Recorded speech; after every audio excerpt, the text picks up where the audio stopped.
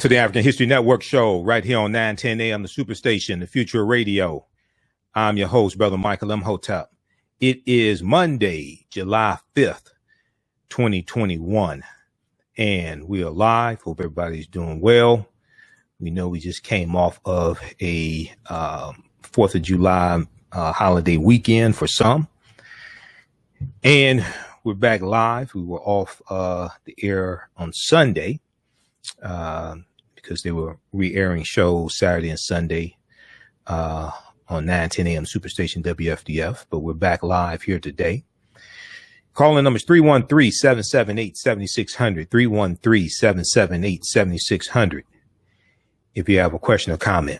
So today we're going to deal with, because we're dealing with that period of year, that time of the year, dealing with the 4th of July, or as Dr. Ishaka Musa Barashango in African People and European Holidays and Mental Genocide, Part 2, as he called it, the 4th of July.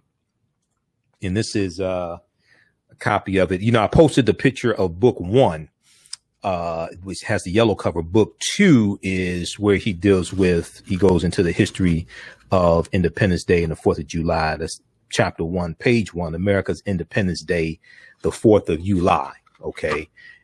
This is book 2 by Dr. Ishaka Musa Barashango. We'll probably talk some about that on tomorrow's show. All right. So basically every day this week, we're going to deal with a different portion dealing with this history around the 4th of July, 1776, the Declaration of Independence. Today, we'll talk about Frederick Douglass and the meaning of the 4th of July for the Negro. The meaning of the 4th of July for the Negro. Now, on July 5th, 1852, Frederick Douglass delivered one of his most famous speeches, and it was surrounding a celebration for Independence Day. Name of the speech was the meaning of July 4th for the Negro, the meaning of July 4th for the Negro. And in that speech, he asked the question, what to the slave is the 4th of July? So we're going to talk some about that history, put into proper historical perspective, because this is during slavery. This is before the Civil War is fought. This is before the Civil War starts. Civil War is not going to start for another 8 years. Civil War, well, actually 9 years. Civil War starts, I'm thinking of when South Carolina secedes from the Union, December 20th, 1860. Civil War is not going to start for 9 years. It starts April 12th, 1861 with the attack on Fort Sumter in South Carolina. So we're going to share an excerpt of that speech recited by the one and only James Earl Jones. We'll talk about that speech some.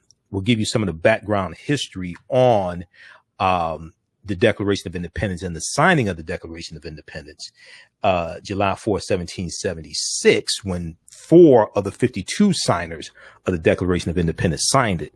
The other 52 of the 56 signers did not sign it until August 2nd, 1776. But we're going to also deal with a very, very important question. The members of the Continental Congress agreed on the Declaration of Independence. They agreed on it on July 2nd. Okay. On July 2nd.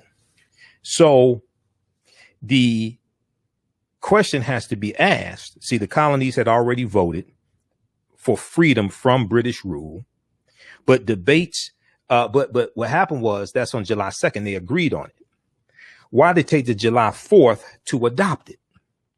Why did it take to July 4th to adopt it? Well, the debate was over slavery that held up the adoption of the Declaration of Independence. So we're going to talk some about that as well. That debate that happened. Why that debate that happened? Okay. They voted on it on July 2nd, but they didn't adopt it to July 4th, and the debate was over slavery. So we'll discuss some of that as well and give you some background history on the Declaration of Independence. All right, now, and this is taking place during the American Revolutionary War, which is 1775 to 1783. Okay, now on the African History Network show, we focus on educating, empowering, and inspiring people of African descent throughout the diaspora and around the world, because right now it's corrects wrong behavior. What you do for yourself, what you do to yourself, and what you allow other people to do to you and get away with is based upon what you think about yourself. What you think about yourself is based upon what you have been taught about yourself. What you've been taught about yourself is based upon everything you've read, heard, and seen about yourself. So when you control the radius of a man or woman's thoughts, you can control the circumference of his or her actions, because the mind can't do or teach what it doesn't know. Now, we deal with a number of different topics here on the African History Network show. We deal with current events and history and politics, education, economic empowerment, entrepreneurship, relationships, love, sex, health issues, and much, much more. Sign up for our email newsletter. Text the word Kemet, Kemet, to 22828 to sign up for our email newsletter. Text the word Kemet, Kemet, to 22828 to sign up for our email newsletter. Also visit our website, AfricanHistoryNetwork.com, AfricanHistoryNetwork.com, and sign up for our email newsletter there as well. Okay. Now, we had a new online course that started up Sunday, July 4th, the 4th of July. My 10-week online course, Ancient Kemet, the Moors, and the Maafa, Understanding the Transatlantic Slave Trade, What They Didn't Teach You in School. Ancient Kemet, the Moors, and the Maafa, Understanding the Transatlantic Slave Trade, What They Didn't Teach You in School. We had a fantastic class, number one.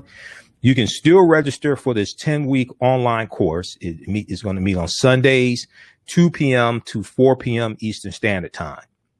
We'll deal with thousands of years of history, and we'll deal with what led up to the transatlantic slave trade taking place. We do the class live. All the sessions are recorded. You can go back and watch it over and over again. If you visit our website, AfricanHistoryNetwork.com, scroll down the homepage. We have the information for the online course there, and the flyer, 10-week online course is regularly $130. It's on sale $80. Click right here, register here. It takes you to the next page. And click on enroll. As soon as you register, you can watch class number one. There's also bonus content from the Saturday class that's wrapping up of the same course material. And you can go back and watch the Saturday class, classes 1 through 9. And you can watch the June 12th session of our class, June 12th, 2021, with Dr. David Imhotep, author of the book, The First Americans with Africans Documented Evidence, spoke to my class. It's exclusive content only for the African History Network class. We had him speak directly to my class. He's a friend of mine. We're going to have him back again. And he spoke to my class. Also, archaeologist Nubia Wardford, who's an African-American female archaeologist who goes to the Sudan to do archaeological digs. He spoke to my class as well. So as soon as you register, you can watch that archive content, and you can watch class number one, and you'll be ready for class number two this coming Sunday. We'll post a link here. Also, that's Ancient Kemet, the Moors, and the Maafa, Understanding the Transatlantic Slave Trade, What They Didn't Teach You in School. All right, we're going to jump into this content, and later in the show, I'm going to tell you about a new 10-week online course that is going to blow your mind, that we're going to be offering this week. It's going to come up, and it's going to start in the next 2 weeks. I'll tell you about that shortly. All right, I want to jump into this information here dealing with Frederick Douglass and the 4th of July. Now, a little background information of the 4th of July so we could put all this into historical context. History.com has a really good piece dealing with 4th of July Independence Day, 4th of July Independence Day. And there's this whole week, we're going to deal with different aspects of this history and African Americans who fought in the American Revolutionary War as well. And it's a ton of articles that I have to share with you. We can't cover all this information in one show. But the 4th of July, also known as Independence Day or July 4th, has been a federal holiday in the United States since 1941. Okay, since 1941. And the tradition of Independence Day celebrations goes back to the 18th century and the American Revolution. Okay, the American Revolutionary War, which is 1775 to 1783, 1775 to 1783. Now, on July 2nd, 1776, the Continental Congress voted in favor of independence from Great Britain. Okay, is you have the 13 colonies, and they're dealing with taxation, and they're dealing with a monarchy, King George III. Now, King George III's wife was an African woman, Queen Charlotte Sophia. Okay, so the show Bridgerton, I think it's on Netflix. They portray Queen Charlotte Sophia in there. Okay, she's of African Moorish descent on her mother's side of the family, and she was the wife of King George III. Okay, who was the king of England, who the 13 colonies are fighting against. Keep in mind, during the American Revolutionary War, the British are going to tell the enslaved Africans on the U.S. side, on the colony side, if you come fight for us, when the war is over, we're going to set you free. They were the first ones to say that. So you had more African people fighting on behalf of the British than you did on behalf of the colonies. Because the British were the first ones to say, if you come fight for us, when this war is over, we're going to set you free. So we were born at night, but not last night.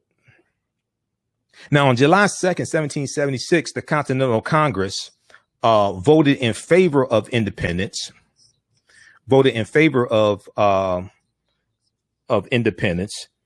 And 2 days later, delegates from the 13 colonies adopted the Declaration of Independence. Okay. A historic document largely drafted by Thomas Jefferson. He was part of that 5-man committee. There's a famous painting that you see of the people think it's the signing of the Declaration of Independence, but it's actually the drafting of the Declaration of Independence by a 5-man committee. And it's June 28th, 1776. It's a famous painting done by what was his name? It'll come to my mind. Same one that did the famous painting of William Billy Lee and John Trumbull. Same one that did the famous painting of William Billy Lee and George Washington. And people mistakenly think because William Billy Lee is wearing a turban, he's not a slave. No, that was William Billy Lee, who was Thomas Jefferson's personal valet. He was a slave. When you go study George Washington's Mount Vernon plantation, George Washington allowed slaves to practice Islam and Vodou on his plantation. That's at mountvernon.org. That history. That Mount Vernon was his plantation in Virginia. Okay. There's a famous painting. We're coming up here on the break. We'll show you this on the other side of the break. But it's the drafting of the Declaration of Independence by the 5-man committee. And this is where people get this myth that John Hanson was black. Well, I'm sorry, back up. This is where people get the myth that the John Hanson, the president of the Continental the president under the Articles of the Confederacy, was black, 1781 to 1782. Okay. Now that was a white senator from Maryland named John Hanson. This is before the Constitution is even drafted. Okay. This is before the Constitution is even drafted. But there's a famous painting, and we'll pull this up here. There's a famous painting from that depicts June 28th, 1776. Okay. And this is also what is depicted on the back of the $2 bill. All right. People mistakenly say, they confuse John Hanson, who was a senator of Liberia. They confuse that with the white John Hanson, who was a senator of Maryland. Okay. The picture that you see of the black John Hanson, that is circa 1852. Okay. That's circa 1852. And the type of camera that took that picture is called a daguerreotype, named after John daguerreotype. Okay. Well, that camera wasn't invented until the late 1820s, and it didn't become available for commercial usage to the 1830s. Okay. The white John Hanson that's depicted in this picture. Now, this is depicting June 28, 1776. the drafting of the Declaration of Independence by a 5-man committee. Thomas Jefferson, Benjamin Franklin, John Adams, they're on that 5-man committee. And then people circle a picture in here of the white John Hanson, the white senator from Maryland, and there's a shadow cast over his face. So when it gets translated from color to green and white, that's on the back of the $2 bill, it's even darker. And they say, oh, that was who the hell they said? They say that was the black John Hanson. Okay, some people say that was from the Prince Hall. Maybe some people say that's Prince Hall. No, that was the white John Hanson. We'll deal with all this on the other side of the break and talk about Frederick Douglass and what to the slave is the 4th of July.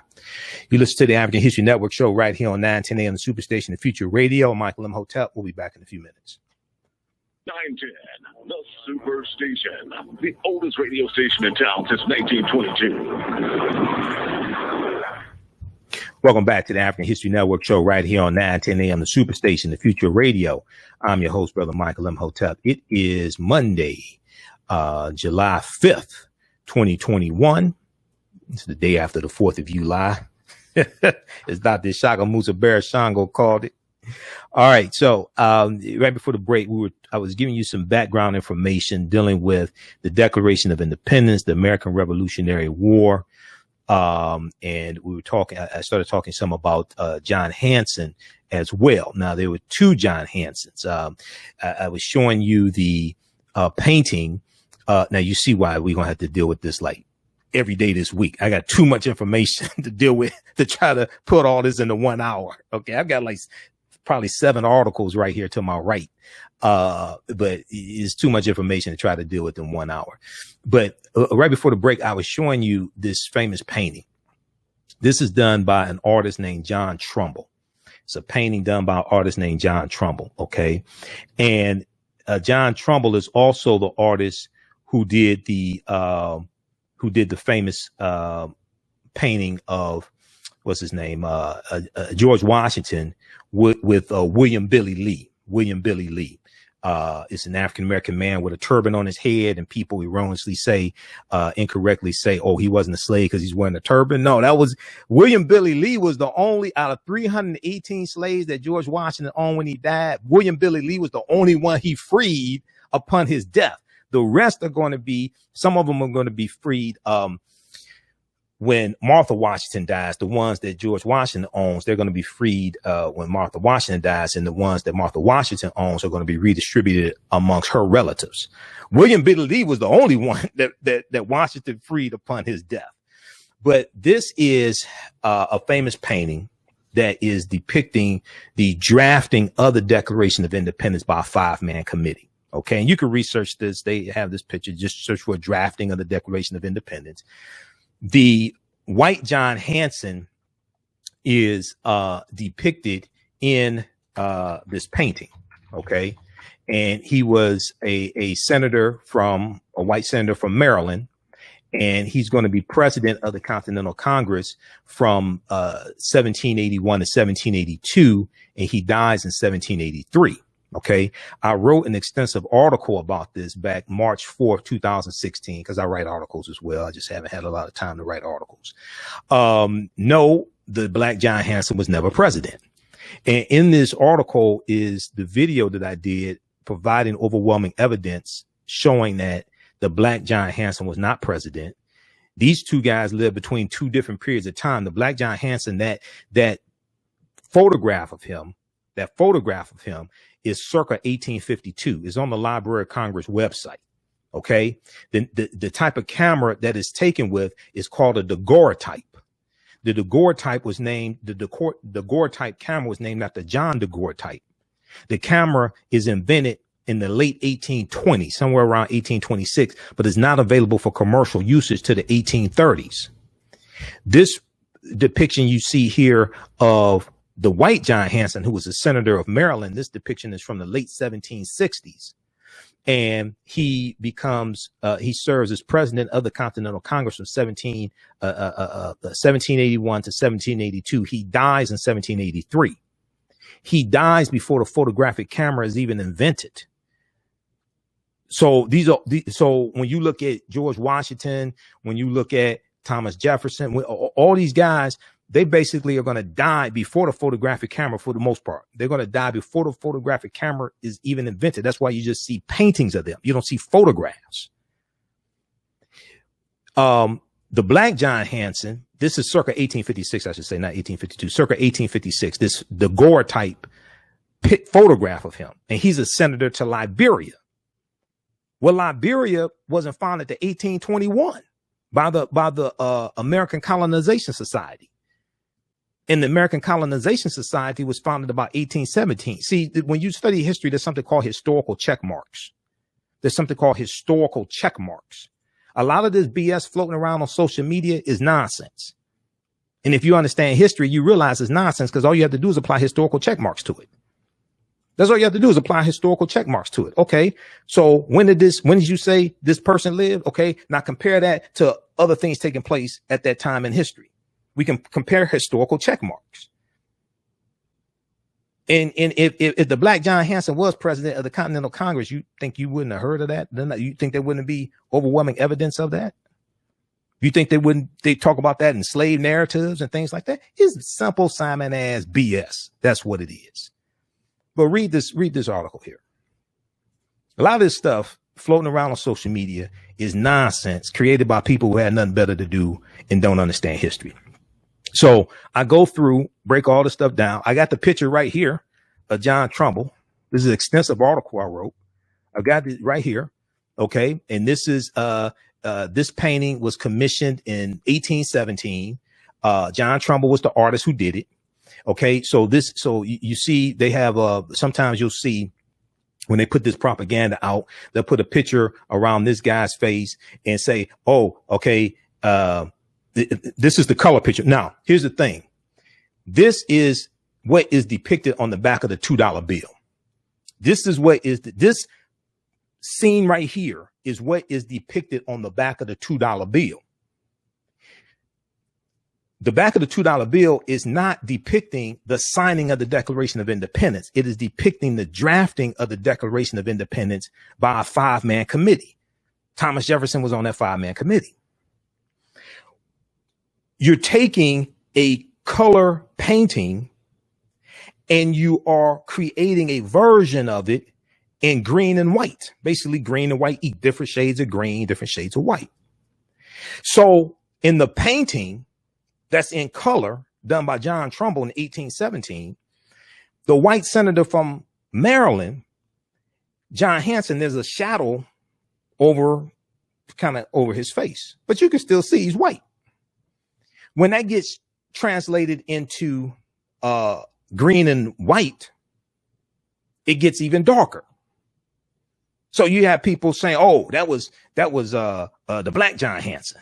Some people say, "Oh, that was Prince." Oh no, it was a white man. Most people who say that have never seen the original painting. That's why I show you the original painting in my article. And that's why I show it to you in the lecture that I did. That's why I show you the original painting. Most people have never seen that. All you got to do is apply historical check marks to this simple Simon ass BS floating around on social media. You can destroy a lot of this nonsense. So read this article. I've been doing this for a minute. No, the Black John Hanson was never president. I provide you with the evidence why. Okay, so all this ties into 1776. All this history is connected. So let's go back to the Declaration of Independence. Okay, let's go back to that. Here, just a second here. All right. I was referencing an article from history.com. The article I just showed you that I wrote dealing with John Hanson, we'll post the link of that here, right here on the thread of the broadcast. And all of the articles I've written on the homepage of my website, AfricanHistoryNetwork.com. You can click on those articles. You can read them. Okay. They're all there. So if we go back here and just a little background information on the Declaration of Independence. And if you have a question or comment, you can give us a call, 313-778-7600. 313-778-7600 is the call-in number. So on July 2nd, 1776, the Continental Congress voted in favor of independence from Great Britain, from King George III, the monarch. And 2 days later, delegates from the 13 colonies adopted the Declaration of Independence, a historic document drafted by Thomas Jefferson largely. There's a 5-man committee that drafts it, but it's drafted largely by Thomas Jefferson, who was a slave owner at the, we know this. Now, from 1776 to the present day, July 4th has been celebrated as the birth of American independence, with festivities ranging from fireworks, parades, and concerts to more casual family gatherings and barbecues. The 4th of July, 2021 falls on Sunday, July 4th. The federal holiday is being observed on Monday, July 5th. Okay. Read this extensive article. We'll refer to this article throughout the week because we're going to deal with there are different aspects of this history. So we're going to deal with this all week. Okay. We're going to do a series. 4th of July, Independence Day from history.com. History.com is the official website of the History Channel. So they have some really, really good content there. All right. Now, a little background history of Independence Day and Declaration of Independence, 1776. When the initial battles in the Revolutionary War broke out in April of 1775, few colonists desired complete independence from Great Britain, and those who did were considered radical. They were considered radical. By the middle of the following year, 1776, however, many colonists had come to favor independence thanks to growing hostility against Britain and the spread of revolutionary sentiments, such as those expressed in the best-selling pamphlet Common Sense, published by Thomas Paine in early 1776. Now, on June 7th, when in 1776, when the Continental Congress met at the Pennsylvania State House, later called Independence Hall in Philadelphia, the Virginia delegate Richard Henry Lee introduced a motion calling for the colonies' independence, the 13 colonies calling for their independence. At this time, slavery exists in basically all the 13 colonies. Okay, we're going to talk about that in just a minute when we do a why is Independence Day celebrated on July 4th and not July 2nd, because there was a debate over slavery. But all the colonies had adopted slavery. By then, all the colonies had codified slave laws, going back to the first codified slave laws in 1641 in Massachusetts. Then they come to Virginia in 1660. Before the Mayflower by Lerone Bennett Jr., Lerone Bennett Jr. lays this out. And Before the Mayflower, there's a beat up copy. I need a new copy of it. In the back of the book, where he deals with milestones in history. Go back to about 1641. Okay. We'll talk about that in just a minute, because a lot of people are confused and think that they didn't have slavery or slavery wasn't sanctioned until 1776. No, all the 13 colonies had slavery. Okay. All the 13 colonies had slavery. And it's a debate at the Continental Congress in 1776. So you have one of the delegates, Richard Henry Lee. He's a Virginia delegate. He's going to introduce a motion calling for the colony's independence. Now, amid heated debate, Congress postponed the vote on Richard Henry Lee's resolution, but appointed a five-man committee, including Thomas Jefferson of Virginia, John Adams of Massachusetts, and John Adams becomes the second president. Thomas Jefferson is going to become the third president. John Quincy Adams is going to become the sixth president, who was the son of John Adams. And John Quincy Adams is going to be the same John Quincy Adams that is a defense attorney for the Africans on the Amistad slave ship in the U.S. Supreme Court case of the Amistad in 1841. John Adams of Massachusetts, Roger Sherman of Connecticut, Benjamin Franklin of Pennsylvania, and Robert R. Livingston of New York. They were part of the five-man committee that I just showed you in that painting done by John Trumbull. And they were commissioned to draft a formal statement justifying the break with Great Britain. Now, on July 2nd, The Continental Congress voted in favor of Richard Henry Lee's resolution for independence in a near unanimous vote. The New York delegation abstained from voting, but later voted affirmatively.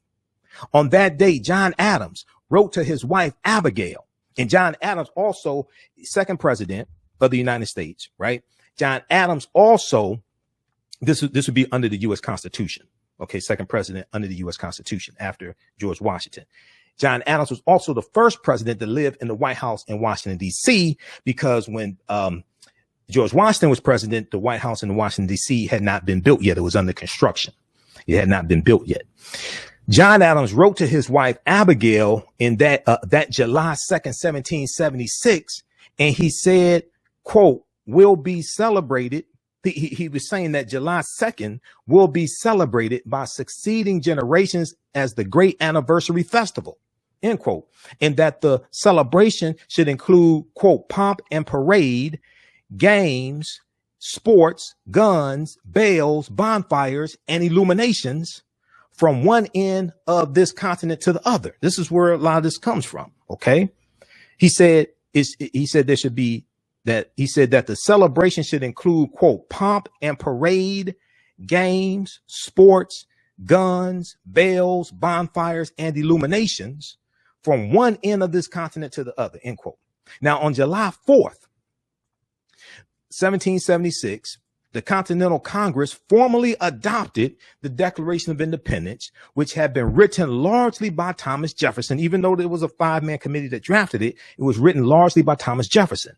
Though the vote for actual independence took place on July 2nd, from then on, the 4th of July became the day that was celebrated as the birth of American independence. Although the vote for actual independence took place on July 2nd. Now, in a minute, we're going to deal with what held things up.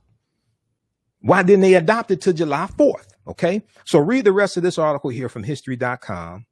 4th of July independence. This is originally written December 16, 2009, updated July 1st, 2021. 4th of July independence from history.com. All right, now let's fast forward to July 5th, 1852. July 5th, 1852. You have a famous speech delivered by Frederick Douglass. Okay. The meaning of July 4th for the Negro, the meaning of July 4th for the Negro. And in that speech, he asks, what to the slave is the 4th of July? What to the slave is the 4th of July? Okay, so he's delivering this speech, and this is for a celebration of the 4th of July. Okay, it takes place on July 5th, 1852 in Rochester, New York. He gives one of his most famous speeches, the meaning of July 4th for the Negro. He was addressing the Rochester Ladies Anti-Slavery Society, the Rochester Ladies Anti-Slavery Society. So I want to read an excerpt of the speech that Frederick Douglass delivered July 5th, 1852.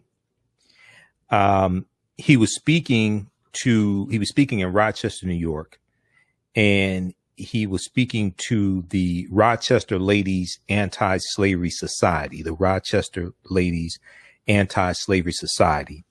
He delivers this speech, the meaning of July 4th for the Negro, the meaning of July 4th for the Negro.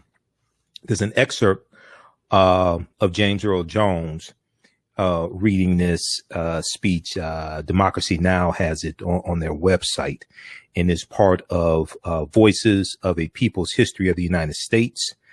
And sometimes I play that on my show, but YouTube is going to block it because of copyright infringement. So I'm going to share it with you here. PBS.org has this full article. PBS.org has this full speech also at their website, pbs.org. And there's a link in the article, A Nation's Story, What to the Slave is the 4th of July, from Smithsonian Institute. At the bottom of that article that I showed you, there's a link in that article to the full speech at pbs.org. So Frederick Douglass said, "Fellow citizens, pardon me, allow me to ask, why am I called upon to speak here today? Where have I, or those I represent, to do with your national independence? Are the great principles of political freedom and or natural justice embodied in that Declaration of Independence extended to us? And am I, therefore, called upon to bring our humble offering to the national altar and to confess the benefits and express devout gratitude for the blessings resulting from your independence to us? But such is not the state of the case. But such is not the state of the case. I say it with a sense of the disparity between us. I am not included within the pale of glorious anniversary. Your high independence only reveals the immeasurable distance between us. The blessings in which you this day rejoice are not enjoyed in common. The rich inheritance of justice, liberty, prosperity, and independence bequeathed by your fathers is shared by you, not by me. The sunlight that brought light and healing to you has brought stripes and death to me. This 4th July is yours, not mine. You may rejoice, I must mourn. To drag a man in fetters into the grand illuminated temple of liberty and call upon him to join you in joyous anthems were inhuman mockery and sacrilegious irony. Do you mean, citizens, to mock me by asking me to speak today? If so, there is a parallel to your conduct. And let me warn you that it is dangerous to copy the example of a nation whose crimes towering up to heaven, were thrown down by the breath of the Almighty, burying that nation in irrevocable ruin. I can today take up the plaintive lament of a peeled and woe-smitten people. Fellow citizens, above your national tumultuous joy, I hear the mournful wail of millions whose chains, heavy and grievous yesterday, are today rendered more intolerable by the jubilee shouts that reach them. If I do forget, if I do not faithfully remember those bleeding children of sorrow this day, may my right hand forget her cunning, and may my tongue cleave to the roof of my mouth. To forget them, to pass lightly over their wrongs, and to chime in with the popular theme would be treason, most scandalous and shocking, and would make me a reproach before God and the world. My subject, then, fellow citizens, is American slavery. I shall see this day and its popular characteristics from the slave's point of view. I repeat, he said, I shall see this day and its popular characteristics from the slave's point of view. Standing there, identified with the American bondsman, making his wrongs mine, I do not hesitate to declare with all my soul that the character and conduct of this nation never looked blacker to me than on this 4th of July. Whether we turn to the declarations of the past or to the professions of the present, the conduct of the nation seems equally hideous and revolting. America is false to the past. He said America is false to the past, false to the present, and solemnly binds herself to be false to the future. Standing with God and the crushed and bleeding slave on this occasion.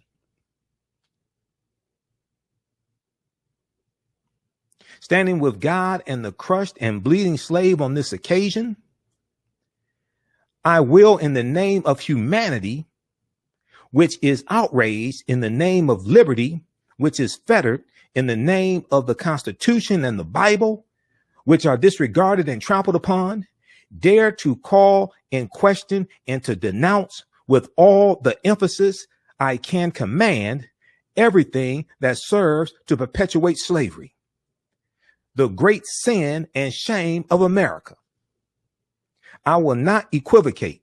I will not excuse. I will use the severest language I can command, and yet one word shall escape me, that any man whose judgment is not blinded by prejudice, or who is not at heart a slave holder, shall not confess to be right and just. But I fancy I hear someone of my audience say, it is just in this circumstance that you and your brother abolitionists failed to make a favorable impression on the public mind. Would you argue more and denounce less? Would you persuade more and rebuke less? Your cause would be much more likely to succeed. This is what he says. He can hear someone in the audience thinking or asking.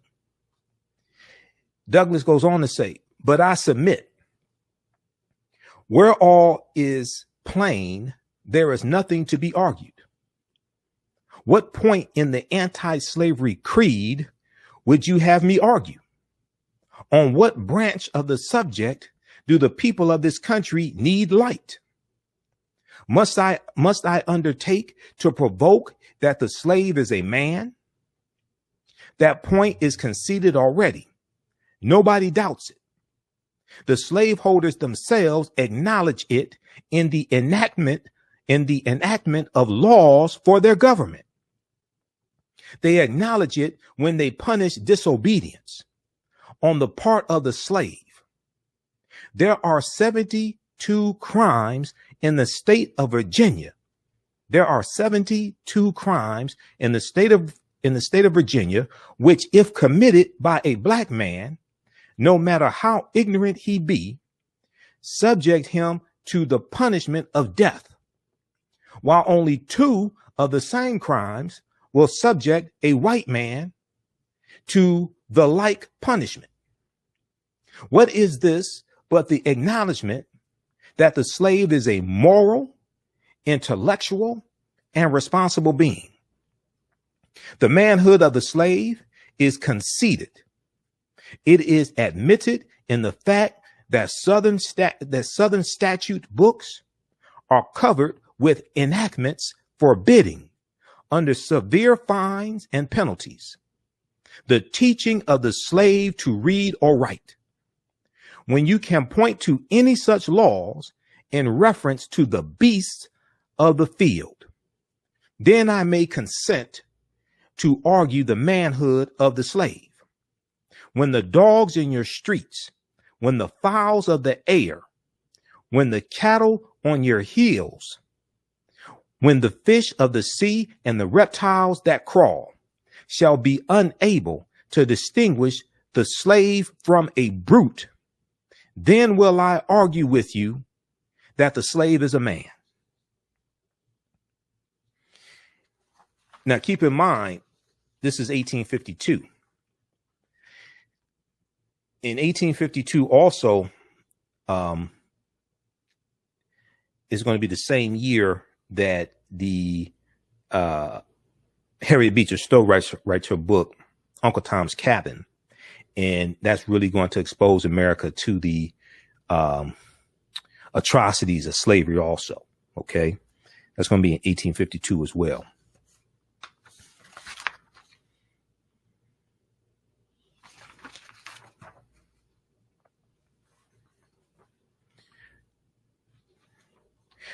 Douglas goes on to say, for the present, it is enough to affirm the equal manhood of the Negro race. It is not astonishing that while we are plowing, planting, now this also ties into the 262 skills, trades, and crafts that African Americans had in this country from 1619 to 1865, at least 262 skills, trades, and crafts. Okay. Here's what he said. He said, for the present, it is enough to affirm the equal manhood of the Negro race. It is not astonishing that while we are plowing, planting, and reaping, using all kinds of mechanical tools, erecting houses, constructing bridges, building ships, working in metals of brass, iron, copper, silver, and gold, that while we are reading, writing, and ciphering, acting as clerks, merchants, and secretaries, having among us lawyers, doctors, ministers, poets, authors, editors, orators, and teachers, that while we are engaged in all manner of enterprises common to other men, digging gold in California, capturing the whale in the Pacific, feeding sheep and cattle on the hillside, living, moving, acting, thinking, planning, living in families as husbands, wives, and children, and above all, confessing and worshiping the Christian's God, and looking hopefully for life and immortality beyond the grave, we are called upon to prove that we are men. Now, another excerpt from the speech.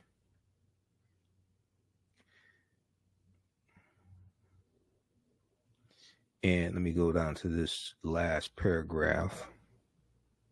Douglas goes on to say, at a time like this, scorching irony, not convincing argument, is needed. Oh, had I the ability and could reach the nation's ear, I would today pour out a fiery stream of biting ridicule, blasting reproach, withering sarcasm, and stern rebuke. For it is not light that is needed, but fire. It is not the gentle shower, but the thunder. We need the storm, the whirlwind, and the earthquake. The feeling of the nation must be quickened. The conscience of the nation must be roused. The propriety of the nation must be startled. The hypocrisy of the nation must be exposed, and its crimes against God and man must be proclaimed and denounced. What to the American slave is your 4th of July? I answer, a day that reveals to him more than all other days in the year the gross injustice and cruelty to which he is the constant victim. To him, your celebration is a sham, your boasted liberty, an unholy license, your national greatness, swelling vanity. Your sounds of rejoicing are empty and heartless. Your denunciation of tyrants, brass-fronted impudence, your shouts of liberty and equality, hollow mockery, your prayers and hymns, your sermons and thanksgivings, with all your religious parade and solemnity are to him mere bombast, fraud, deception, impiety, and hypocrisy, a thin veil to cover up crimes which would disgrace a nation of savages. There is not a nation on the earth guilty of practices more shocking and bloody than are the people of the United States at this very hour. So that is an excerpt. Those are excerpts of one of Douglas's most famous speeches. What to the Negro is the 4th of July. Okay. And you can read the full speech at pbs.org. The meaning of the 4th of July for the Negro, I should say. The meaning of the 4th of July for the Negro. And at pbs.org, they have the full speech. Now, very quickly here, we'll talk about this some more on tomorrow's show. There's a piece from SmithsonianMag.com, from the Smithsonian Institute. Check this out here. Let me pull up this article. A Nation's Story, What to the Slave is the 4th of July. A Nation's Story, What to the Slave is the 4th of July. They have a link at the bottom of the article to pbs.org, Public Broadcasting System.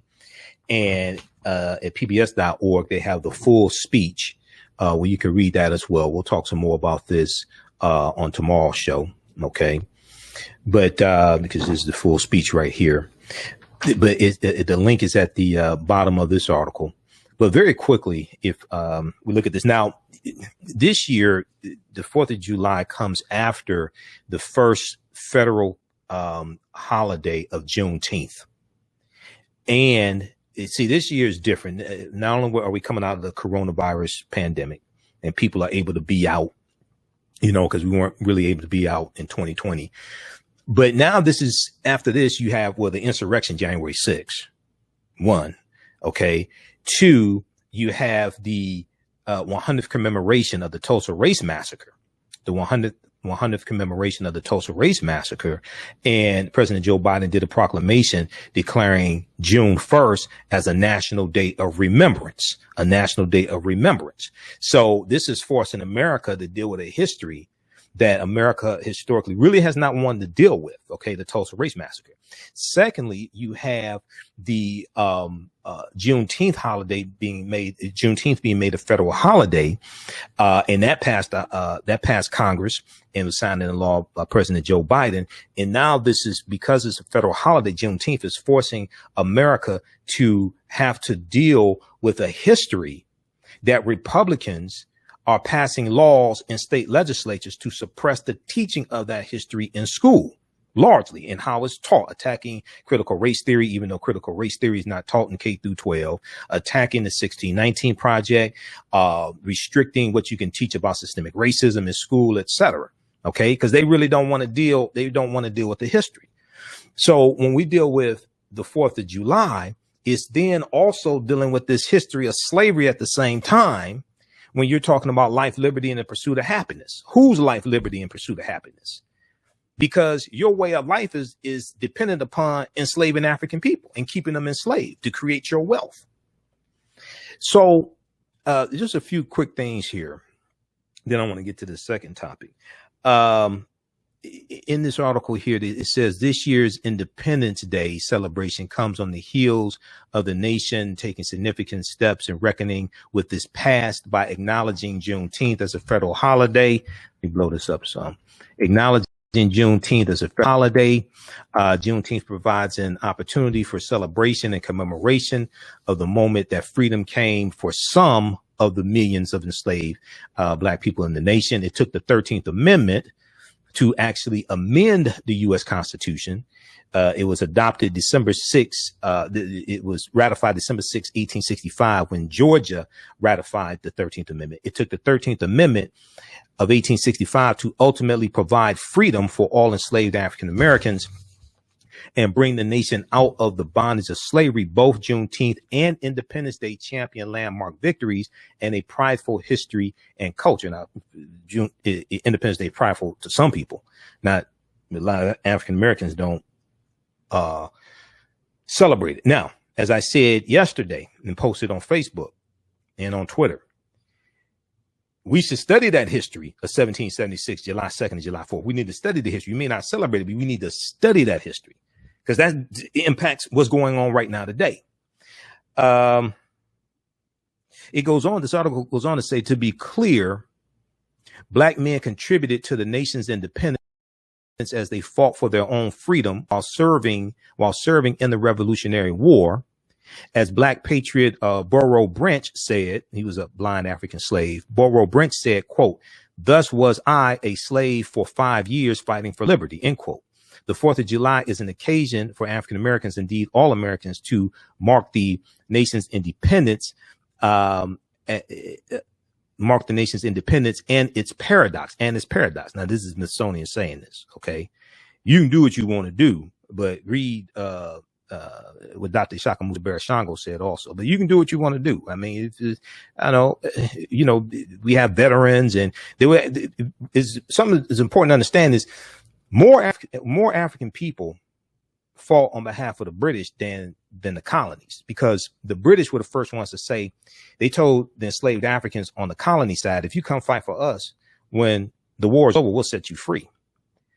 So the estimates of Africans fighting on behalf of the 13 colonies is about 5,000. On behalf of the on behalf of the British, low estimates are 20,000. Okay. And Dr. Henry Louis Gates Jr. has an article dealing with this, and he has estimates of somewhere between 20,000 to up to 70, 80, whatever. But low estimates are 20,000 people of African descent fought on behalf of the British. Now, it is also time to remember the contributions of African Americans in building the nation that is celebrated at this time each year. Now, this is a piece that gets left out of it. They don't want to talk about the role that African Americans played in building this country. And you have this paradox when Thomas Jefferson is talking about life, liberty, and the pursuit of happiness, but he owns hundreds of slaves at the same time. He's going to own approximately 600 in his lifetime. At the time of the Declaration of Independence, I think he owned somewhere around 200. So it's a hypocrisy. This is what Frederick Douglass is calling out. It's a hypocrisy. Okay. And he said, and he's telling these white women, he said, "You inviting me to come here and speak to you." This is during slavery. This is 1852. He said, "You inviting me to come here to speak to you, celebrating Independence Day for who?" And now it's also important to note that that's 1852, right? That's 2 years after the Missouri Compromise that's 2 years after the Compromise of 1850. The Compromise of 1850. There were 5 bills in the Compromise of 1850. One of them was the Fugitive Slave Act of 1850, which intensified the abolitionist movement and caused more runaway slaves to go into Canada, because, and this is 2 years after the Mexican-American War ends in 1848. Okay. And we know that the U.S., because of the Treaty of Guadalupe Hidalgo, February 1848, the U.S. is going to get California, Arizona, New Mexico, Colorado, Utah, and Nevada. They get that for $15 million from Mexico. Mexico loses a third of their territory. All that becomes part of they become territories of the U.S.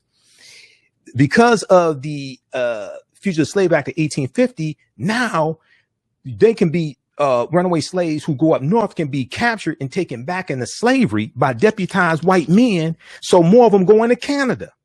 All right, we're out of time here on 910 AM Superstation WFDW. You see why we got to do this all week. Those watching on Facebook and YouTube, keep watching. We're going to keep broadcasting. Right now, it's correct. Wrong behavior is not over till we win. Wakanda forever. We'll talk to you tomorrow night. Peace. Stand by, everybody. Stand by. Okay, we're out of time here on 910. We're going to keep going here on social media. Monday through Friday, I do live radio. I'm on radio here in Detroit. 9:10 a.m. Superstation WFDF. So we're on Monday through Friday, 11 p.m. to 12 midnight Eastern Standard Times. Okay, we're going to keep going for a few more minutes. I want to hit this other topic, then we have to get out of here. If you like this type of information, you want to support the African History Network, because we're here 6 days a week, and this is a lot of work. $, the AHN Show through Cash App, $, the AHN Show through Cash App, also through PayPal, paypal.me / the AHN Show, paypal.me / the AHN Show. Okay, this helps us keep doing the research, stay on the air, keep broadcasting, finance the show, pay some of the bills, etc. All right, because this is a lot of work. You can still, and I'm going to pull this up here. This is our official Cash App account, $, the AHN Show, through Cash App, and it'll say Michael, and it'll show my picture there. Okay, these other ones are fake African History Network Cash App accounts that somebody set up. I've already reported them to Cash App. You can still register if you like this type of information. If you like this type of information I've been sharing with you here on this show, the 10-week online course that I teach dealing with thousands of years of our history will blow your way. This is just the tip of the iceberg here. Okay. You can register for the 10-week online course that I teach called Ancient Kemet, which is one of the original names for Egypt. Ancient Kemet, the Moors, and the Maafa, understanding the transatlantic slave trade, what they didn't teach you in school. We deal with tens of thousands of years of history. We deal with what led up to the transatlantic slave trade taking place. I do a PowerPoint presentation. We have guest speakers, video clips, articles, book references. I'm going to post a link here, but you can visit our website, AfricanHistoryNetwork.com. Scroll down the page, it has information for my radio show. We're on 6 days a week. You can also download the iHeartRadio app. You can listen to 9:10 a.m. Superstation live through the iHeartRadio app, and also search for the African History Network show on iHeart, because they have about 300 of my podcasts on my shows there also. You can click here, listen to podcasts. That takes you to my Blog Talk Radio page where I upload my podcast, and we're on the audio podcast. We're on 9 different podcast platforms: Stitcher, Castbox, FM Player, TuneIn, Blog Talk Radio, wherever you get your audio podcast from. Search for the African History Network show. Okay. This is me in the studio. I haven't been in the studio over a year because they have us broadcasting from home because of COVID. You click right here, this link. You can read articles that I've written. I've written a ton of articles over the past few years. Scroll down, information for the 10-week online course. Class number 1 started Sunday, July 4th, 2021. This class is going to be 10 consecutive Sundays, 2 p.m. to 4 p.m. Eastern Standard Time. Ancient Kemet, the Moors, and the Maafa, understanding the transatlantic slave trade, what they didn't teach you in school. The Maafa is a Kiswahili term meaning the great disaster. It refers to our Holocaust, the transatlantic slave trade. We do the class live. All the sessions are recorded. All the sessions are recorded and archived. You can go back and watch them over and over again. Even after the class is over with, next year, you can go back and still watch the same course. It's all archived. Okay. We have a flyer here about the class as well. Click here for register here. Takes you to the next page, our online school, and click on enroll. Class is on sale, $80, regularly $130. As soon as you register, you can start watching the content. As soon as you register, you can start watching the content, and you will also get the class that I'm wrapping up on Saturday, dealing with the same course matter, dealing with the same subject matter.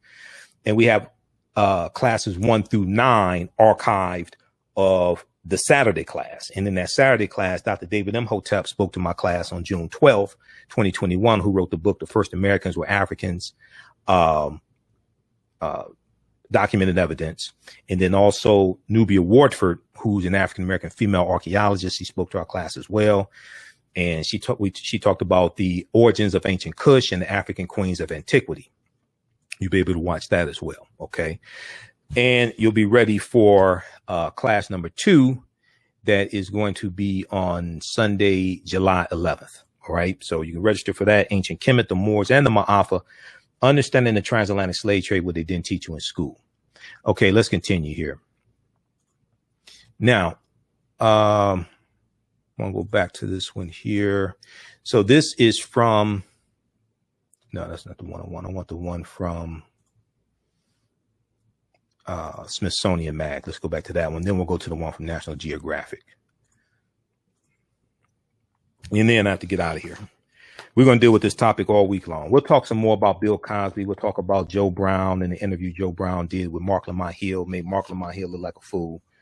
We'll talk about Felicia Rashad. We'll deal with that throughout the week. But this is what we're going to focus on really this week. And we'll continue also our discussion somewhat dealing with how U.S. highways were used to destroy African-American communities, because that ties into the infrastructure bill as well. Okay. So if we go back to this here from Smithsonian Institute, A Nation's Story, What to the Slave is the 4th of July. It goes on to say they're talking about Borough Branch, who served in the American Revolutionary War. He was a African-American slave. It says, it is also a time to remember the contributions of African-Americans in building the nation that is celebrated at this time each year. The combined holidays of Juneteenth and July 4th that fall so close to one another on the calendar provides a moment for all of us to consider the meaning and manifestation of a more inclusive freedom, even as the fight for justice continues, Okay. And let me see here. I want to see if I could pull up the post that I did on Facebook yesterday. We'll try to pull that up here.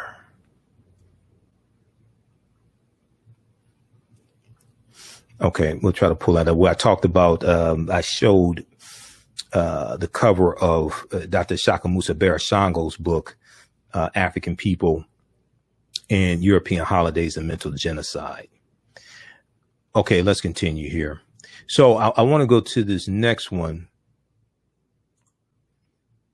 Now, this deals with a very important piece of history. We talked about it briefly a few minutes ago. This is from National Geographic. America declared independence on July 2nd. So why is the 4th a holiday? Okay, they voted on it on July 2nd, but they didn't adopt it to July 4th, the Declaration of Independence, and the debate was over slavery. Okay. So if we look at this here, the colonies had already voted for freedom from British rule. The colonies had already voted for freedom from British rule, but debates over slavery held up the formal adoption of the Declaration of Independence. So we have to ask the question, well, what was that about? This is from July 2nd, 2021 by Erin Blakemore. She also writes articles for history.com as well. And let me, I want to scroll down here and I'm going to try to pull up this post that I did on the 4th of July as well. Let me see something here. Where is that?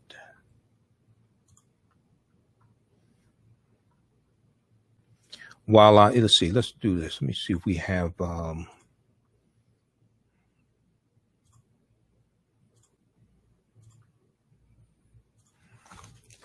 me see if we have this clip here. I'm going to share with you an excerpt of the presentation I did dealing with John Hanson and why the black John Hanson is not president, while I look for this clip here. Very interesting. How many people know this is? Okay. All right. So what have you heard about John Hanson?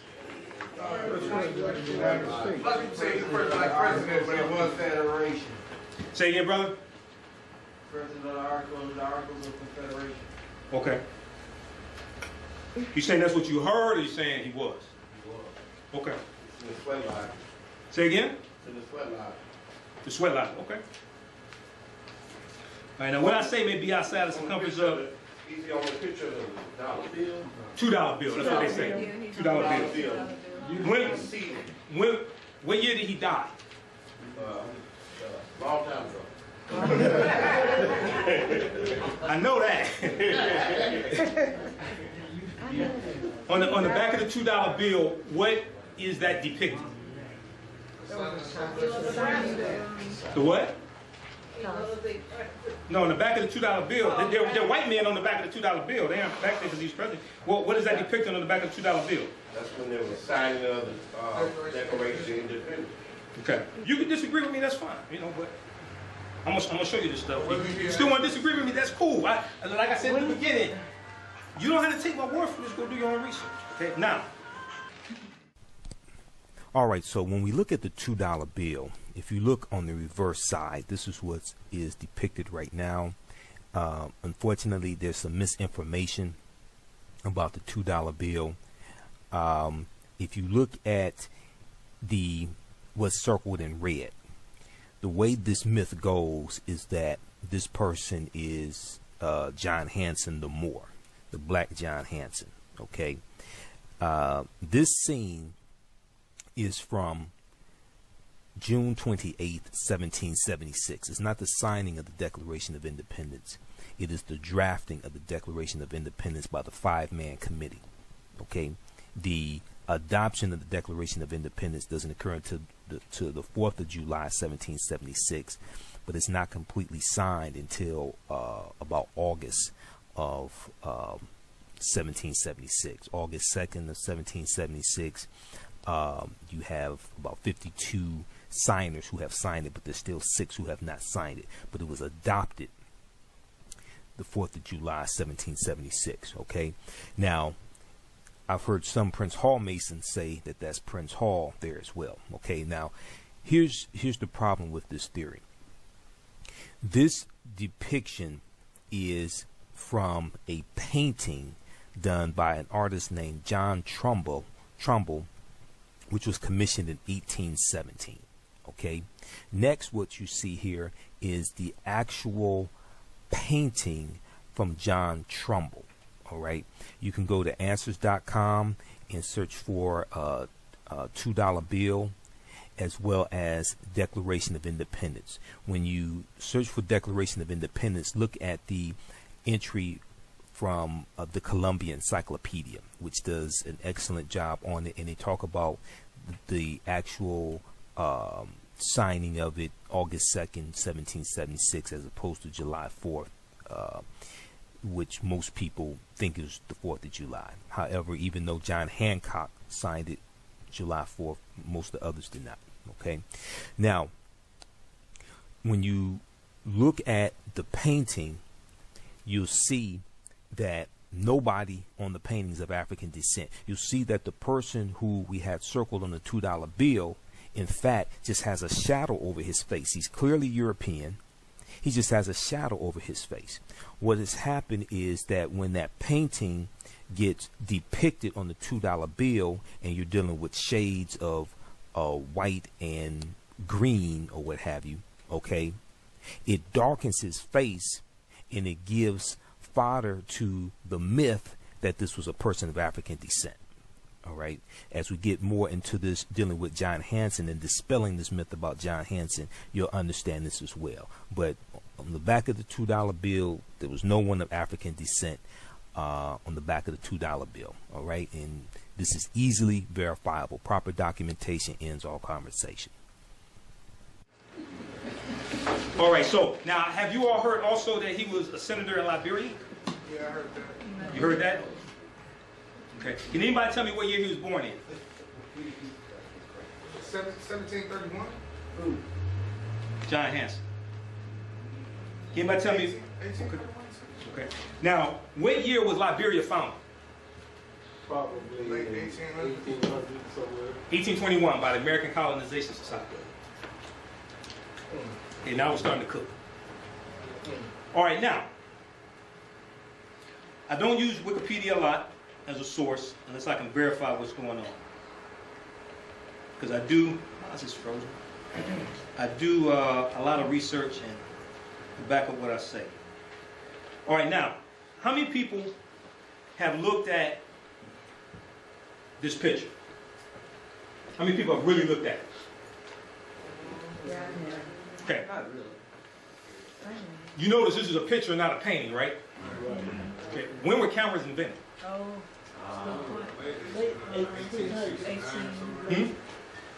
Type of picture this is called a daguerreotype. The first camera. The daguerreotype cameras were created in 1826. Okay. Now, if we look at what's here, and there's a link on loc.gov I want to show you. All right. It says here for John Hanson. This is from Wikipedia, but we can verify this stuff.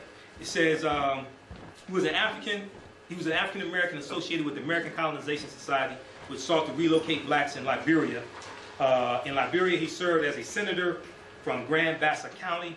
Senator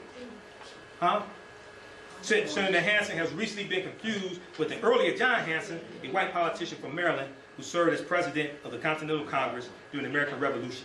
According to this urban myth, John Hanson of Maryland was actually black and also the president of the United States. Internet sites promoting the hoax used a photograph concerning the John Hanson of Liberia to support the claim, even though photography had not yet been invented when the earlier John Hanson was living.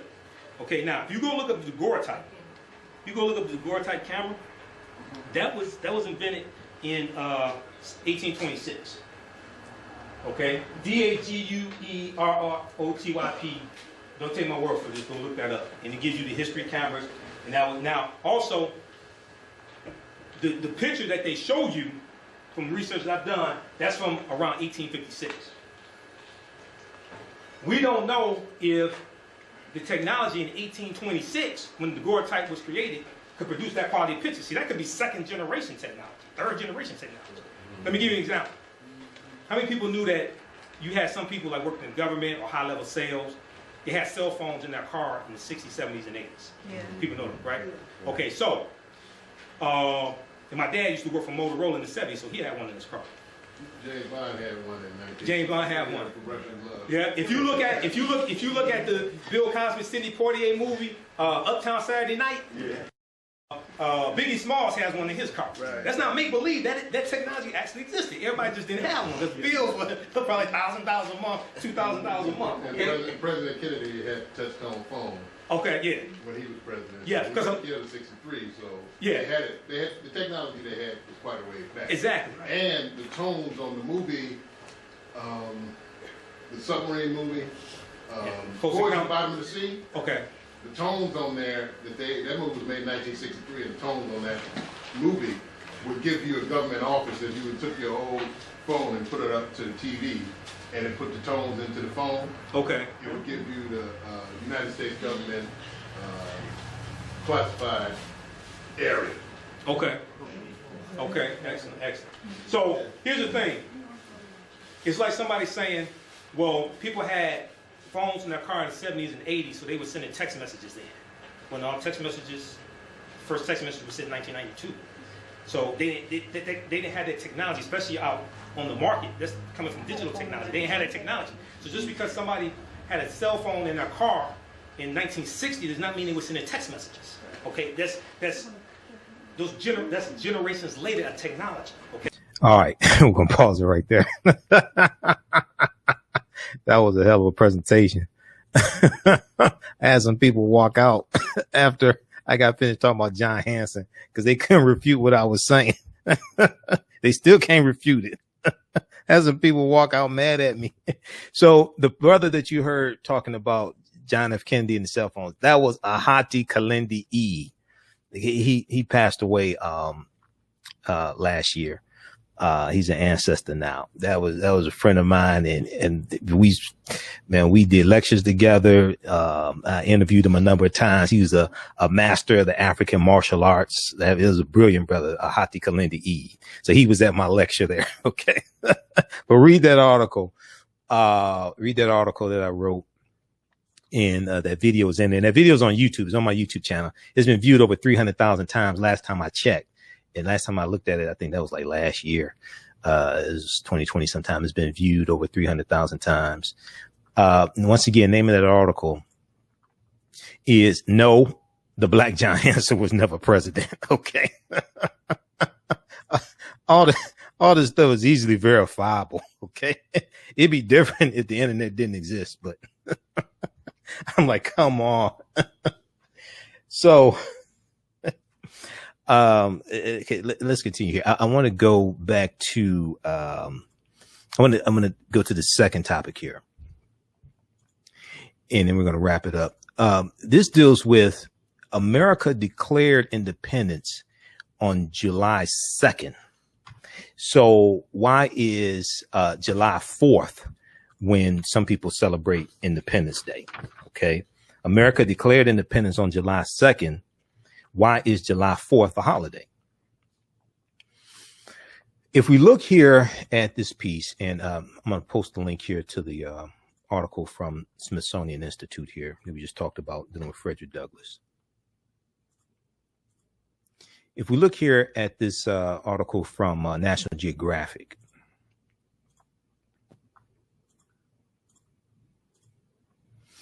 America declared independence on July 2nd. So why is the 4th a holiday? In the article, they talk about, let me see.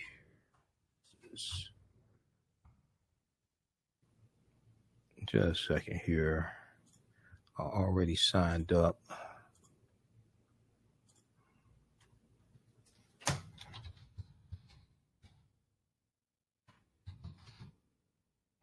Sign in again.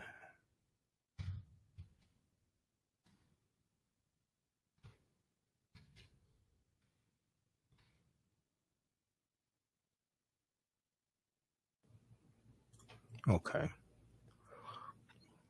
So in this article, they go through and deal with this history. And they show they talk about the 5-man committee drafting the Declaration of Independence. They give some background information. In 1774, after years of unfair taxation and imperial control, complaints against the British Crown had reached a fever pitch in the 13 American colonies. War had begun to look inevitable. And so in September, delegates from the colonies met to discuss their grievances in what they called the Continental Congress. The process of declaring independence did not get underway until June 7th.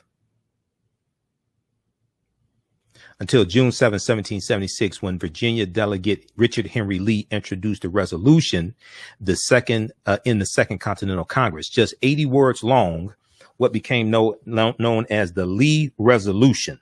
Okay, the Lee Resolution proposed the dissolution of any political connection between Great Britain and the colonies. Although most delegates supported independence, the proposal was not guaranteed to pass unanimously, so members held off on voting.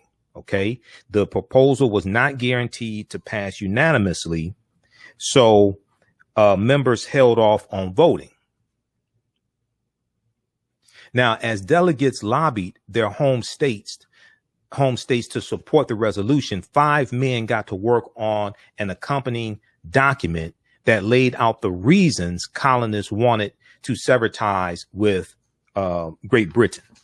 The committee of 5, the 5-man committee that we talked about a few minutes ago, the committee of 5, as it became known, was a political dream team. John Adams, who became the second U.S. president, Thomas Jefferson, who became the 3rd president, Benjamin Franklin, Roger Sherman, and Roger Livingston. They nominated Thomas Jefferson of Virginia to pen the first draft of what is now known as the Declaration of Independence. Okay.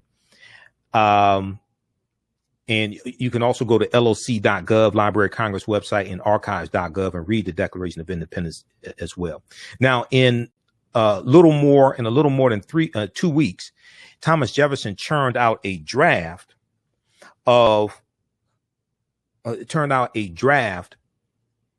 that drew on a variety of other documents, including some of the up to 100 similar declarations that had been circulating in the buildup to the Richard Henry Lee resolution. One, the Fairfax County Resolves, co-written by George Washington and George Mason, claimed that the colonists' constitutional rights had been violated by the British Parliament. Another, George Mason's 1776 Virginia Declaration of Rights, affirmed that men had the right to, quote, the enjoyment of life and liberty, the enjoyment of life and liberty, with the means of acquiring and possessing property and pursuing and obtaining happiness and safety, end quote. Now, Thomas Jefferson echoed the language in his draft document, which declared all men are created equal. All men are created equal, quote unquote, and had an inalienable right to, quote, life, liberty, and the pursuit of happiness. Okay. Now, at the same time, he's owning Africans, depriving them of life, liberty, and pursuit of happiness. This is the hypocrisy that Frederick Douglass highlighted. Now, Thomas Jefferson presented his draft to his fellow committee members, and they made extensive edits before submitting it to the Continental Congress on June 28th. Okay. June 28, 1776, the drafting of the Declaration of Independence by the 5-man committee, as we see depicted in the painting from John Trumbo. Now, with the Declaration of Independence drafted, Congress was ready to debate Richard Henry Lee's resolution for independence. But a test vote conducted on July 1st was anything but unanimous. A test vote conducted on July 1st was anything but unanimous. Pennsylvania and South Carolina hoped there was still a chance to reconcile with Great Britain. They voted against independence. Now, what's interesting is that when you have the drafting, when you have the Constitutional Convention in 1787, spring of 1787, when they're drafting the U.S. Constitution and debating on it, you have the 13 colonies. They're debating in 1787, dealing with the U.S. Constitution. They debate to abolish the international transatlantic slave trade. The international transatlantic slave trade, we talked about this before, dealt with bringing Africans into the country to enslave them. The international transatlantic slave trade, which is separate from the internal slave trade within the 13 colonies within the U.S., that was still allowed to take place. But they're debating in 1787 abolishing the international transatlantic slave trade. All 12 colonies agreed to abolish it, except for South Carolina. South Carolina was the holdout. That's why they put the 20-year clause in the U.S. Constitution, which is Article 1, Section 9, Clause 1 of the U.S. Constitution, that the earliest that the international transatlantic slave trade could be abolished would be 1808, which is basically 20 years from when it's signed. So March 2nd, 1807, the U.S. Congress votes to abolish the international transatlantic slave trade. It goes into January 1st, 1808, as stipulated by the U.S. Constitution that's the earliest that it can be abolished. So South Carolina is also where the Civil War started. South Carolina was the first state to secede from the Union. December 20th, 1860. South Carolina didn't want to abolish the international transatlantic slave trade in 1787. Now, 5 states had already abolished slavery by 1787, by the time you have the Philadelphia Convention, where they're drafting and debating the Constitution. Vermont was the first one, July 2nd, 1777. You're going to have Connecticut. You're going to have Massachusetts. In Philadelphia, you have the Pennsylvania, I should say, Pennsylvania, where Philadelphia is. You have the Pennsylvania Gradual Abolition Act of 1787. And you're going to have states or colonies that have either abolished slavery altogether or abolished the bringing Africans into those colonies as slaves. But you're going to have 5 colonies or 5 states that have abolished slavery by 1787. So the whole way, as I've said before, which is why America needs a massive history lesson. The whole way this history dealing with slavery evolves is totally the way it actually happens is totally different than how many people think it happens. This is why America must have a massive history lesson. Okay, the whole way this thing happens is entirely different from the way we think it happened. And as I said before, you know, in 1619, when the White Line pirate ship comes into Virginia, Point Comfort in Virginia, with the 29 Africans, codified in 1619, we talk about 29 Africans, August 20th, 1619. Codified slave laws don't exist in any of the 13 colonies at this point in time. The first of the 13 colonies to have codified slave laws is going to be Massachusetts in 1641. Codified slave laws don't even exist in the 13 colonies. Now you're going to have, and those initial Africans, they're going to be put into a form of indentured servitude. And most of them are going to be released after about 3 to 5 years, something like that. Codified slave laws don't even exist in the 13 colonies that become the United States. The way this history actually evolved is different than how we think it happened. That's why Before the Mayflower was so important by Lerone Bennett Jr. That's why the study from the Southern Poverty Law Center, Teaching Hard History of American Slavery, is so important that you hear me talk about. That's why this study is so important. Teaching Hard History of American Slavery, because it documents how the history of slavery is being incorrectly taught in schools across the country. And then it lays out numerous methods to more correctly and accurately teach the history of slavery. You can download this from splcenter.org, Southern Poverty Law Center. Okay. All right, let's continue here.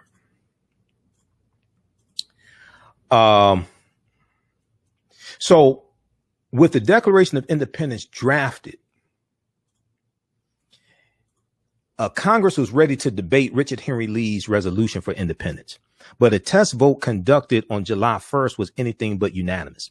Pennsylvania and South Carolina hoped there was still a chance to reconcile with Great Britain and King George III, the monarch. Okay. They voted against independence. Okay. Pennsylvania and South Carolina. Delaware's delegation was split, and New York abstained its delegates, as we said a little while ago. New York abstained its delegates. New York abstained. Its delegates were under orders not to impede a possible reconciliation. The next day, on July 2nd, 1776, the delegates tried again. This time, the vote had a different outcome. Caesar Rodney, a Delaware delegate, had ridden through the night to Philadelphia, where he broke Delaware's stalemate. South Carolina changed its position, and two of Pennsylvania's delegates simply abstained from the vote, flipping their delegation in favor of independence. That day, Congress voted unanimously for independence. Now, this is July 2nd. So Congress voted unanimously on July 2nd, 1776, to break away from Great Britain and adopt they're voting for the Declaration of Independence and then break away from Great Britain. That's July 2nd. So why is Independence Day celebrated on July 4th as opposed to July 2nd? John Adams, co-author of the Declaration of Independence and second president of the United States, John Adams, said the second day of July 1776 will be the most memorable epoch in the history of America. He wrote this to his wife, Abigail Adams. He went on to say, quote, "I am apt to believe that it will be celebrated by succeeding generations as the great anniversary festival. It ought to be solemnized with pomp and parade, with shoes, SHEWS, games, sports, guns, bells, bonfires, and illuminations from one end of the continent to the other, from this time forward forevermore." But the document, the Declaration of Independence, the document meant to accompany the resolution wasn't quite ready. On July 3rd and July 4th, Congress continued to discuss Thomas Jefferson's Declaration of Independence. On July 3rd and July 4th, Congress continued to discuss Thomas Jefferson's Declaration of Independence.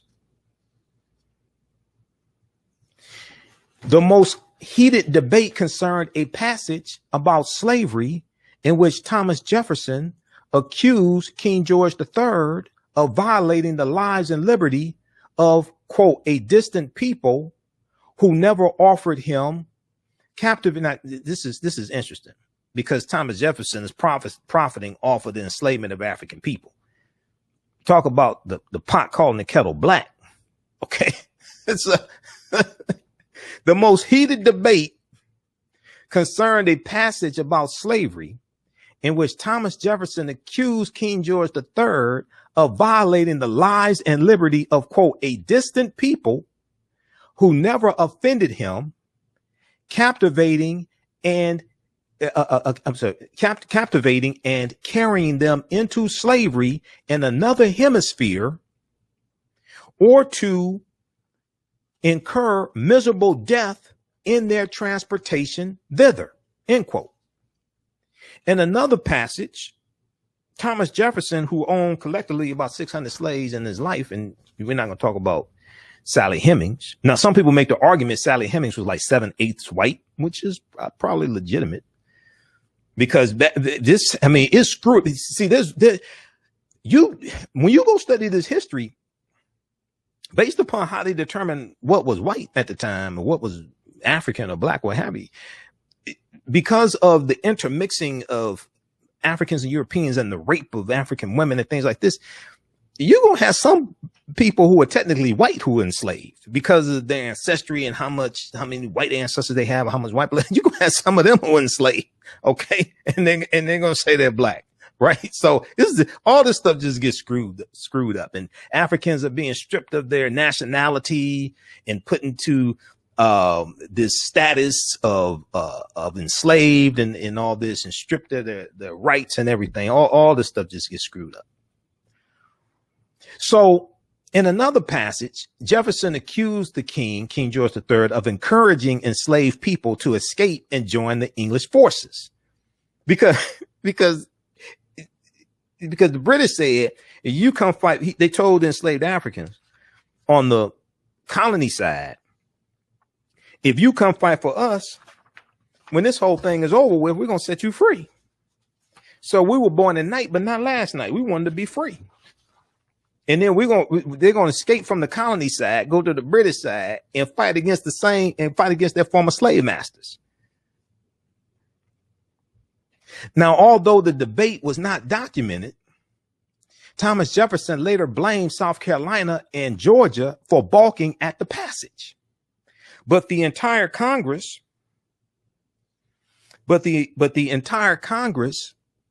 shared an economic interest in maintaining the institution of slavery. That's what I'm saying. Now you had 5 states that are going to abolish slavery to varying degrees. Okay. But it's like a lot of them do. They had an interest in maintaining slavery. The entire Congress shared an economic interest in maintaining slavery. They knew that the colonies, when I say the 5 colonies about slavery, that's by 1787. That's not here in 1776. Okay. That's at the Philadelphia Convention in 1787, when they're drafting the Constitution and voting on it. Okay. This is still 1776, dealing with the Declaration of Independence. Okay. So this is like 11 years before that. So here, all 13 colonies have slavery. Slavery's in all 13 colonies to varying degrees. But the entire Congress shared an economic interest in maintaining the institution of slavery. They knew that the colonies' economy was largely based on the labor of enslaved people. Many delegates, including Thomas Jefferson himself, held slaves and personally profited from their labor. This is what I'm saying, dude. If this ain't the pot calling the kettle, if the pot calling the kettle black was a person, it'd be Thomas Jefferson. If the pot calling the kettle black was a person, it'd be Thomas Jefferson. Now, instead of laying the foundation for the abolition of slavery, the Congress deleted the controversial passage and combined the fleeting references to slave revolts with another line from Thomas Jefferson's draft that accused King George III of encouraging Native Americans, whom they slurred as savage, quote unquote, savages, to attack settlers at the British colony's western frontier. With the Declaration of Independence complete, the Constitutional Congress adopted it on July 4, 1776. It was received with great fanfare, and July 4th, not July 2nd, is celebrated as the anniversary of American independence. Okay. So after this whole debate, and they rectified this and they removed the lines of Jefferson and all this, calling out King George III, talk about just hypocrisy, just white folks' hypocrisy. Okay. So they already voted on the Declaration of Independence.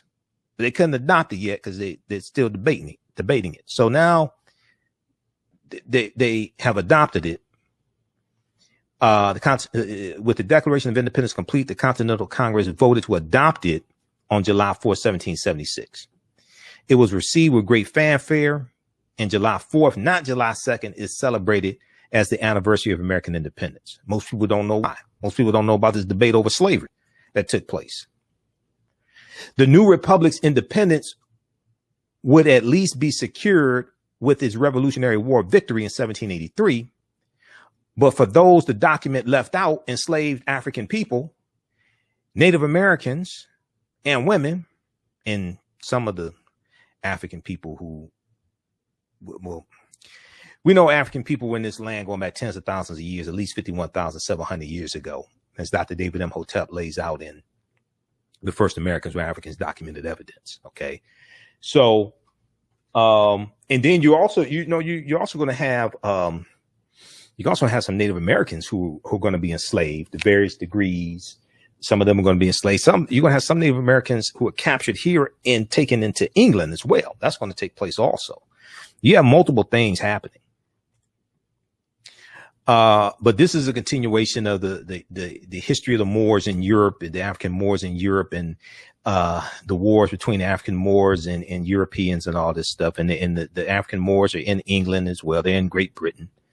All of this, but for those the document left out, enslaved African people who were stripped of their nationality, stripped of their history largely, and culture, et cetera, and language to varying degrees.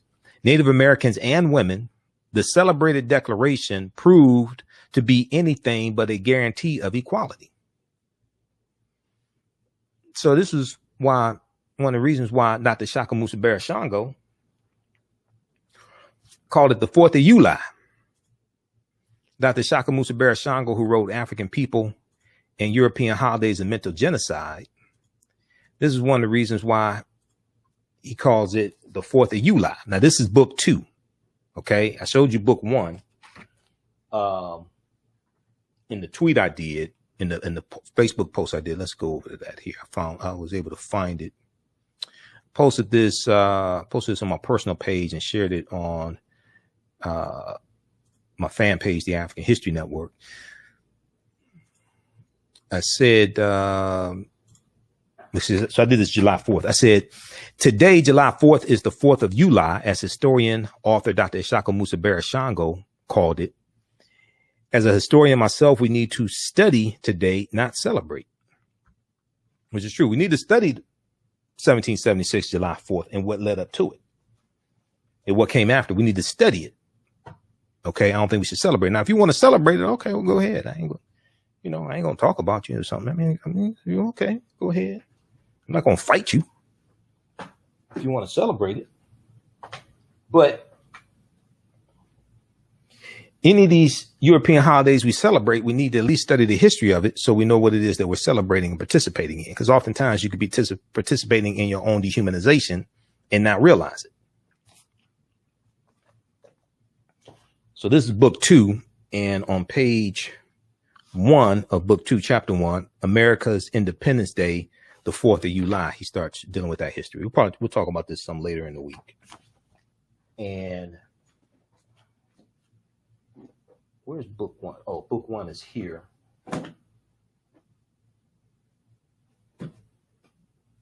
This is book 1. Book 1 has the yellow cover, says book 1. This is book 2, has the purple cover. Now I got these like 2010. So maybe the version today is going to be a little different. But this is what it was back in 2010 when I got these books. All right. So if you like this type of information, if you like this history lesson here, then you want to register for the 10-week online course that I teach, where we deal with thousands of years of history, and we deal with what led up to the transatlantic slave trade taking place. We deal with ancient Africa. We deal with ancient Egypt, ancient Kemet. We deal with Nubia, Hesse, Ethiopia, all of that. Ghana, Shanghai, Mali. We deal with that history. And then we deal with the 800-year occupation of Europe by the Africans known as the Moors, and what led up to the transatlantic slave trade taking place. So it's a 10-week online course that I teach. Class number 1 just started up Sunday, July 4th, 2021. This is 10 consecutive Sundays. It's going to meet 2 p.m. to 4 p.m. Eastern Standard Time, 2 p.m. to 4 p.m. Eastern Standard Time, 10 consecutive Sundays. And it's all online. We do the class live. All the sessions are recorded. So they're archived, so you can go back and watch it over and over again. You don't have to worry about being in class at a certain time, anything like that. Okay. If you go to my website, AfricanHistoryNetwork.com, scroll down the page, we have the information there. It's below information dealing with my radio show. Right here, 10-week online course. Class number 1 started Sunday, July 4th. Click right here for register here. It takes you to the next page. Click on enroll. As soon as you register, you can start watching the content. You can watch class number 1 and the Saturday class that I teach on the same subject matter. The Saturday course that is wrapping up. We only have like 1 or 2 sessions left in the Saturday course. So sessions 1 through 9 are archived of the Saturday course. You can go back and watch all of that as well. You can watch the session where Dr. David Imhotep spoke to my class, the session where archaeologist Nubia Wardford spoke to my class. You can go watch all of that. Okay, that's all archived. We'll post a link here so you can register for that right now. And I have a new online course starting up. And I think that's going to start up in a couple of weeks. This class is going to be the first time I've ever taught this class, and I'm putting everything together now. So we'll be able to offer this. You'll be able to register for it in the next day or so. The new class that I'm going to teach, we're going to deal with from 1865, where the current class leaves off, basically. We're going to do it 1865, Civil War, Juneteenth, 13th Amendment ratified December 6, 1865. We're going to deal with from 1865 to 1965, that 100-year history. We're going to deal with a little more than 100 years. We're going to go up to about 1970 because we're going to deal with the Black Power movement coming out of the Civil Rights movement and SNCC and all of that. It's going to be 10 classes. It's going to be 10 weeks, 10 classes. Each class will go through and analyze about a 10-year period of time. We'll go and break this stuff down into 10-year periods of time. One of my teachers, Dr. Leonard Jeffries, when he teaches in 50-year periods of time. We're going to go through and take 10 classes and break down and study a 10-year period of time so we can really get deep into this. Okay. So that's, we'll be able to offer that in the next couple of days. I'm setting all that up now. Lastly, I want to look at, quickly here, Before the Mayflower by Lerone Bennett Jr. Before the Mayflower by Lerone Bennett Jr. I talked about codified slave laws not existing in 13 colonies till 1641. So if you look at page, this is the 6th edition.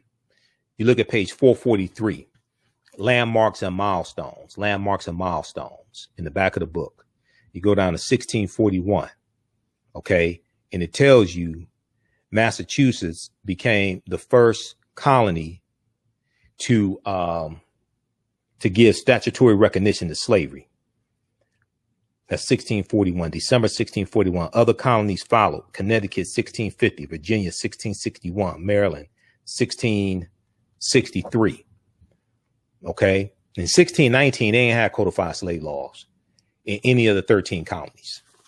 All right. So just the way we think this history evolved is totally different than what actually happened. New York and New Jersey, 1664. South Carolina, 1682. Rhode Island and Pennsylvania, 1700. North Carolina, 1715. Georgia, 1750. So by the time of the Continental Congress, 1776, when they are drafting and voting on the Declaration of Independence, slavery's in all 13 colonies. Slavery's in all 13 colonies. So people who think that, oh, it didn't start until 1776, I'm like, no, that's not true. Slavery's already in all 13 colonies. Lastly, there's an article here from, I think this one here is from USA Today. And this deals with 1619. Oh, man. I think this is the one I want.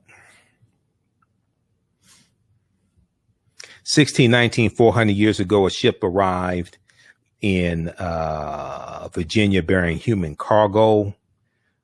I think this is the one I want here. Yeah. Let me see something here.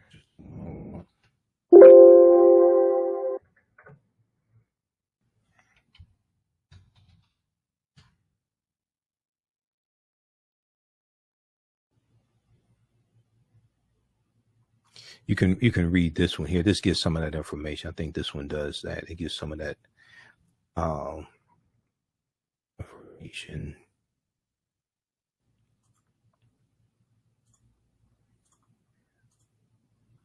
(1619) 400 years ago, a ship arrived in Virginia bearing human cargo. This is from USA Today, February 8th, 2019.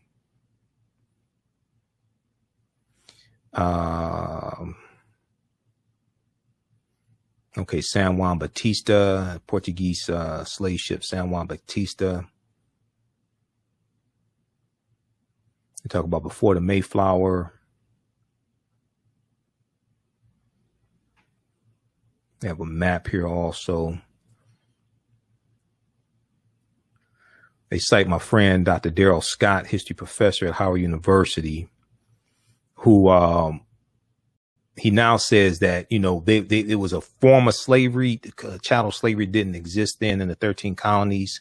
They didn't have codified slave laws, but even though they're going to be freed after 3 to 5 years, you know, they're going to be treated something, you know, treated like slaves, something like that. But they didn't have codified slave laws then in 1619. And while some declare that 1619 marked the beginning of slavery in England's American colonies, they are off the mark in at least two ways. First, Africans had been imported as slave labor in the English colonies of Bermuda before 1619. Second, the status of those 29 Africans from the white line is still a matter of contention. The 1619 story is only important for the people who develop within the nation. That state becomes the nation state that becomes known as the United States, notes Darrell Scott, a professor of history at Howard University in Washington, D.C., and a past president of a solid association for the study of African American life and history, which is the organization that Dr. Carter G. Woodson co-founded September 9th, 1915. It's about how you define, he said, it's about how you define the history that you're telling. He points out that if one were to consider the migration of Africans from about the 15th century, one could also mark arrivals in Spain, Portugal, and Italy, as well as the Arab world. There's a tendency. Okay. Read the rest of this here. There was another article that I wanted to find, and that's from USA Today as well. Let me post this link here. There was one dealing with the governor of Virginia, Northam, when he was interviewed by Gayle King, and he referred to the 29 Africans. He referred to them as indentured servants, and he said he was citing a historian there at Point Comfort. And Gayle King said they're also called slaves, but in 1619 you didn't have codified slave laws. You knew that. Virginia Governor Ralph Northam slammed for referring to first indentured servants from Africa instead of slaves. Okay, this is from February 18th, 2019, USA Today. And he was interviewed by Gayle King. I don't think Gayle King knew codified slave laws didn't exist in Virginia 1619. But you had Kirk Eichenwald, who tweeted, and let me see, can we get, yeah, this is his tweet right here. He said,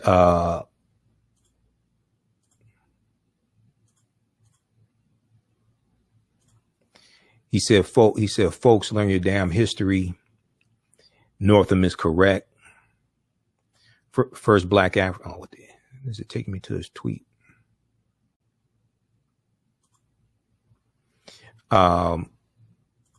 First black Africans brought to Virginia in 1619 were indentured servants. Gayle King is wrong. There was no laws for slavery in Virginia till 1661. The codified slave laws, that's basically true. The evolution from indentured servant IS to slavery is essential to understand the depth of evil of slavery. That's correct. This is why we have to deal with the real history. Now, it is true that you're going to have some of them treated like slaves and things like that, or, before it's actually codified, but still 1619, when you go study this, there's a marker there in Point Comfort. There's a marker there in Virginia that talks about how those initial Africans were released after 3 to 5 years. A lot of them will go on to acquire land, and you're going to have some Africans who come out of indentured servitude, acquire land, and go on to have indentured servants of their own, some African, some white. So in chapter 2 of Before the Mayflower by Lerone Bennett Jr., he breaks down that history. You're going to have a 40-year period of time from about 1619 up until about 1650s, going into 1660, where you're going to have this happen. And you're going to have wealthy African-American landowners who own indentured servants, both white and African indentured servants. It's a complicated history. It's not as black and white as people think it is. It's a complicated history. But that's enough radio for today. All right. If you'd like this type of information, you can support the African History Network, $ the AHN Show, through Cash App, $ the AHN Show, through Cash App, or through PayPal, paypal.me/the AHN Show, paypal.me/the AHN Show. And let me see, who was that? Brenda. Hey, Brenda, thanks for the support. We'll post the information here, and it's also at our website, AfricanHistoryNetwork.com. We're 6 days a week. Follow us on our Facebook fan page, The African History Network,